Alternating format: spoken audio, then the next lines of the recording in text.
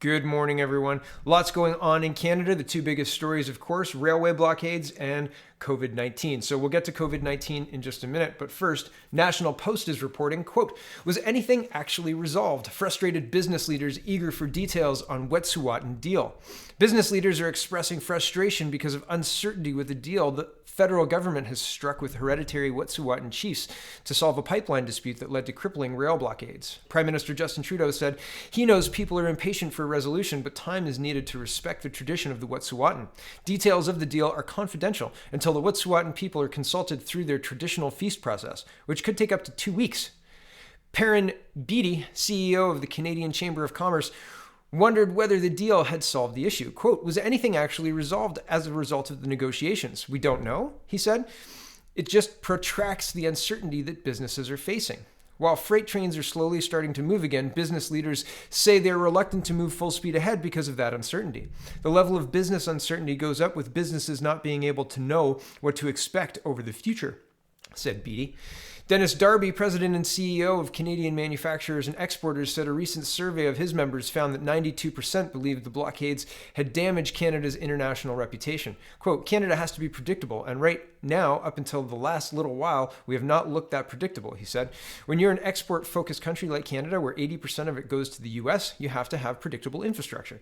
Darby said half of his members said in an internal survey that they had been hit with extra costs because of the blockade, and 42% slowed production because they couldn't get products to market. He said for manufacturers, these blockades came just as supply routes from China were struggling due to the coronavirus. After lengthy meetings this past weekend, the federal and British Columbia governments announced they had to come to an agreement with Wet'suwet'en hereditary chiefs. The chiefs opposed the Coastal GasLink pipeline in northern British Columbia, and protests in support of them lead to railway blockades that crippled freight traffic across the country. The pipeline is supported by elected Wet'suwet'en The pipeline is supported by elected Wet'suwet'en band councils. Sorry about that. In a statement released Monday, the three sides announced that the agreement and said it had covered both the Coastal GasLink pipeline and the Wet'suwet'en community's long-standing and unresolved land claim. Blockades that went up in support of the Wet'suwet'en hereditary chiefs have mostly come down, but at least one remains in place near Montreal. An elected Wet'suwet'en councillor said she had high hopes that internal conflict over governance issues and the pipeline can be resolved respectfully, but she's also concerned some members will not have a chance to participate in the decision on a proposed deal. Karen Ogun-Toes, sorry if I've got that wrong, a councillor of the Wet'suwet'en First Nation and 6 elected councils, have historically been excluded from negotiations over land rights, and she hopes all Wet'suwet'en people have their say before hereditary house chiefs return to the negotiating table with senior government officials. Quote, "I strongly believe that they need to do their due diligence and include the 6 communities," she said from near Burns Lake, BC. Speaking to reporters in Halifax Tuesday, Trudeau acknowledged the opposition of some Wet'suwet'en leaders to the pipeline has led to difficult times for many Canadians over the past few weeks. He said the government has been focused on trying to find a solution, but added that the current tensions stem from centuries of marginalized Indigenous peoples in Canada. What? Quote, "We know that centuries of marginalization of oppressive, broken government policies have created a situation that is untenable," Trudeau said. "It is not an easy process. It is a process we are all impatient with that needs to move forward, but we need to remain positive because the only path forward for our country is for all of us to work together, and that is what we're going to stay focused on doing."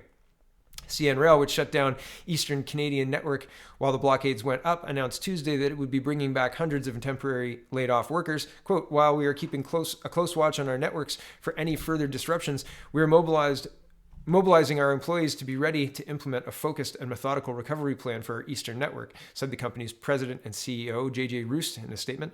Roost warned that it would take several weeks to recover. Roost said the Western Canadian network was largely back up to speed, and the Eastern Canadian network would follow as long as there are no further disruptions. Via Rail has restored most of its passenger service, though so far only partial service is being offered on its busiest route between Toronto, Ottawa, and Montreal. And so moving to coronavirus, I think it's interesting that there are Wet'suwet'en band members who don't feel represented. And I mean, what should they do? Maybe go stand on some railway tracks, right? Like, it worked for other people and it worked well and quickly. So when you respond to something like that, you incentivize it. It's a very, very dangerous game that Trudeau's playing. And I think that it's really interesting that even going these extra miles, even trying to make it seem like he is being the most open and nicest prime minister to Indigenous people that there has ever been, and blah, blah, blah, blah, blah, and framing it in the way that he's framing it, right? Like this whole thing isn't my fault. This is centuries of inaction and centuries of bad, broken promises and blah, blah, blah, blah, buying into the same narrative that I was talking about yesterday, right? Those things didn't create this situation. The weakness of the leadership in Canada created this situation. The blockade should have been dealt with the rule of law on day one. And the fact that they weren't just underscores the fact that we're being ruled by people who don't understand what it is to rule a country or to guide a country or to lead a country. I mean, it's what's untenable is the weakness in Ottawa currently. And that doesn't just reside at the blockades. It goes to the coronavirus too. Look at this. This is Justin Trudeau. This is the blog of Justin Trudeau, the Prime Minister's blog. News release, right? Prime Minister creates committee on COVID-19. Guess who's not on it? I'll give you three guesses, and the answer doesn't rhyme with must and mudo. Right? Here's the quick facts. The members of the cabinet committee are Chrystia Freeland, Declue, Jean-Yves Declue, sorry if I got that wrong, Navdeep Bains, William Blair, not Tony Blair, Tricia Haydu, not Hajdu, Melanie Joy, and I've probably got the Melanie part wrong. There's probably a better way to say it, so sorry about that, Miss Jolie. And William Francois Morneau, the finance minister. The finance minister is the best guy to have on this because you need money to fight the coronavirus. Obviously, clearly we need PPE, personal protective equipment, right, for our hospitals, et cetera. And we need hand sanitizer, right? So yeah, Bill Morneau needs to be on that committee. And Carla Qualthrough, sorry if I've got that wrong. I'm actually not sure who she is. So anyway, those are the people who are on the committee. I'll just give you a brief overview. Hold on a second. Here's the release. The Government of Canada's top priority is the well-being and safety of all Canadians. With the COVID-19 outbreak evolving rapidly internationally, we need to continue working closely with local, provincial, territorial, and international partners to reduce potential risk to Canadians and our economy. Okay, so that's the important other factor. The important other factor is money. Money needs to remain a top priority while we fight this virus. Okay, back to this. While Canada has not experienced the impacts that other countries are experiencing right now, we must be prepared for all scenarios and closely follow the best practices around the world. The Prime Minister, Justin Trudeau, today announced the creation of a new cabinet committee on COVID-19. I just introduced you to them. Back to this. The cabinet committee on the federal response to the coronavirus disease, COVID-19, will complement the work being done by the Incident Response Group. It will meet regularly to ensure the whole of government leadership, coordination, and preparedness for response to the health and economic impacts of the virus. This includes coordination efforts with the other orders of government. The committee will continue the measures already taken by the Government of Canada to limit the spread of the virus and to make sure we are protecting the health and safety of all Canadians. Canadians are encouraged to follow regular updates and technical briefings that will continue to be led by the Public Health Agency of Canada. And I scroll down. Here it says Canada has multiple systems in place to prepare for, prevent, detect, and respond to the spread of COVID-19. These include the following. The Public Health Agency of Canada activated the Health Portfolio Operations Centre to ensure the effective planning and coordination of the agency's response efforts in collaboration with international, federal, provincial, and territorial partners. The Public Health Agency of Canada, through Canada's Chief Public Health Officer, is also in close contact with provincial and territorial chief medical officers of health to share information, coordinate response efforts, and support informed vigilance as the situation evolves. A special advisory committee of Canada's chief medical officers of health and senior public health officials is in place and focused on the coordination of federal, provincial, and territorial preparedness and response across Canada's health systems. Public Safety Canada has initiated the Government of Canada Operations Centre to coordinate activities across federal departments and agencies. Routine traveler screening procedures are in place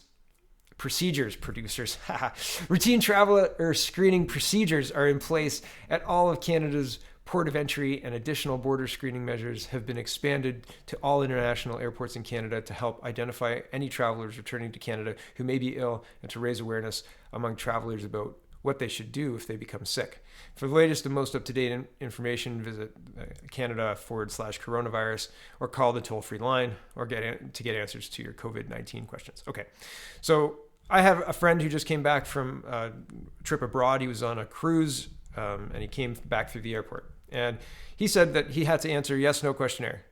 Were you in China, in Wuhan, in the last 15 days? And that's it.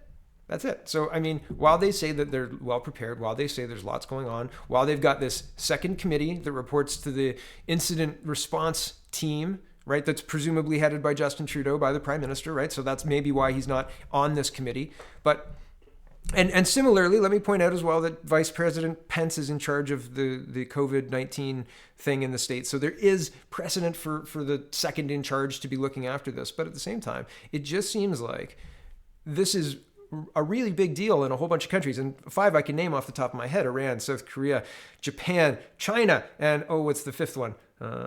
Iran? Did I say Iran already? Doesn't matter. Anyway, 4 off the top of my head for sure. And because there are 4 countries popping off, and we seem to have flights arriving daily from both of those countries, a whole bunch of, a whole bunch of articles, words, talk about how, don't worry, there's these cases that are happening in Canada have direct connections to Iran. So don't worry about that. But that was happening at the beginning of the COVID-19 stuff in South Korea. They said, oh, don't worry, the cases are directly related to China. And then all of a sudden they weren't. Here is a condominium at 4091 and 4101 Shepherd Avenue East, Scarborough, Ontario, right? Lovely. And it says, hey, you've been exposed to the coronavirus. Dear residents, sorry about that. Ha. I wonder what kind of legal repercussions that this is going to cause, right? Here is CP24, the article with that. It says Ontario confirms 2 new cases of COVID-19. Total rises to 20. Ontario has 2 more confirmed cases of COVID-19, bringing the province's total, including recoveries, to 20, with a further 45 people under investigation.